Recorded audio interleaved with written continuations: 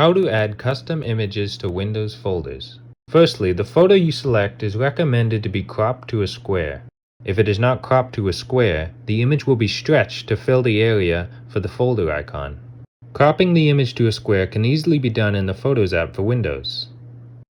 Click Crop, change the aspect ratio to a square, and then drag the image to centralize.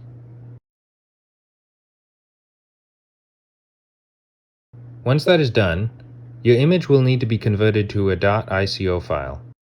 A simple way to do that is by searching in a web browser for a free image-to-ICO file converter. Upload your image, and download the converted file. Now that you have your image as an ICO file, you will want to save it in a place that it will not be moved or deleted. The folder will need to reference this file in order for the image to display. I will save my image under my user folder in a new folder called Folder Icons.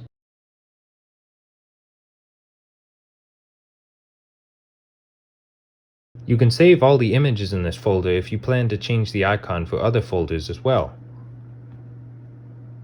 With that set up, return to the folder you would like to change the image on. Right-click and go to Properties. Under the Customize tab, you should see a section called Folder Icons. Click Change Icon. Notice that there are some default icons here that you can select from as well. In our case, we want to click Browse and select the ICO image in the folder we just created.